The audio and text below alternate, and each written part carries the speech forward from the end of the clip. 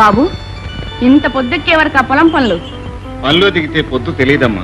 ఎంత పని అయితే మాత్రం వేళకు అన్నం తినకపోతే నీ ఆరోగ్యం ఏమవుతుందో ఆలోచించావా?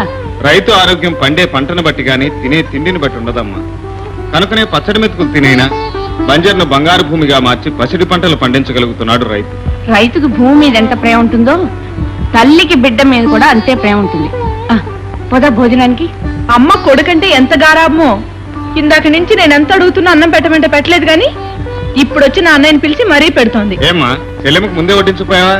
దాని అల్లరే గాని పెడితే మాత్రం నువ్వు రాకుండా అది తింటుందా? అన్నయ్య భోంచేద్దాం. ఏమిటి చందారావు గారు పొద్దున్నే పాదాల మీద పూలేస్తున్నారు? అబ్బాయి, ఇవాళ చాలా మంచి రోజు.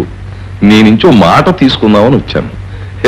పాదాల మీద మల్లెపూలు ఏమిటయా? రేపు కాలం కలిసి వస్తే నెత్తి మీద బంగారం అభిషేకం చేయించేస్తాను. సంగతి ఏమిటో చెప్పండి. ఒకరు అధ్యక్ష, చదువు.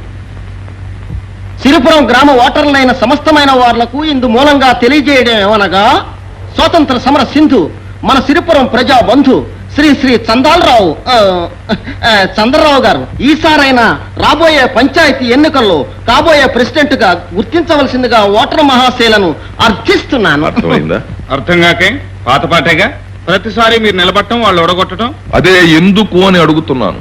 అలనాడు రవి అస్తమించని బ్రిటిష్ సామ్రాజ్యాన్ని గడగళ్లాడించి వాళ్ళ కరగ తుపాకులకు గుండెలు ఎదురొడ్డిన మహావీరుణ్ణి నేను.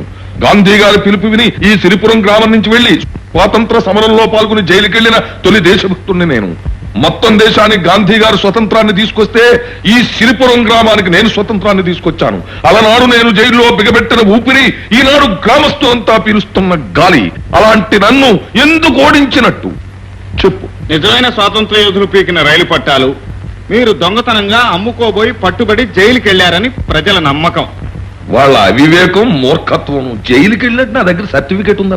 కావాలంటే చూపిస్తాం. మీరు జైలుకి వెళ్ళలేదని వాళ్ళు అంటలేదే.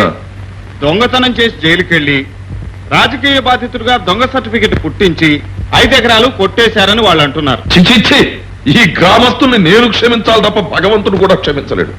అబ్బాయ్, ఈ ఊళ్ళో యువతరానికి నువ్వు నాయకుడివి. నీ సహకారం నాకు కావాలి. మాటి ఇప్పుడు మాటిస్తే మాత్రం అప్పుడు నిలబడతానన్న నమ్మకం ఏమిటి? అమ్మమ్మ, నువ్వు నిలబడతావు. ఇంచేతంటే ఈ సిరిపురం గ్రామంలో శ్రీరామచంద్రుడికున్నంత హిస్టరీ ఉంది నీకు. నీ సవితల్లిని ఆవిడ సంతానాన్ని కూడా అసలు వాళ్ళకంటే ఎక్కువగా నెత్తిన పెట్టి పూజిస్తున్నావు. నువ్వు మాటిస్తే తప్పవు. మాటి. ఈ పొగడ్తలకేం గాని అవతల కాసులవి కూడా నిలబడతారంట. అదేమిటో చూడండి. ఏమిటి కాసులే? వడ్డీ వ్యాపారి.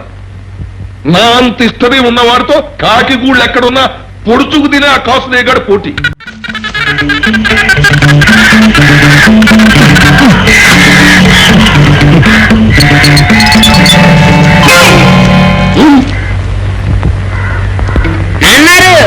ఇవాళ ఇన్ని కట్టెలు పట్టుకొచ్చారేంటి? 10 కాలాల పాటు కాకులు పచ్చగా ఉండి గూళ్ళు పెట్టాలే గాని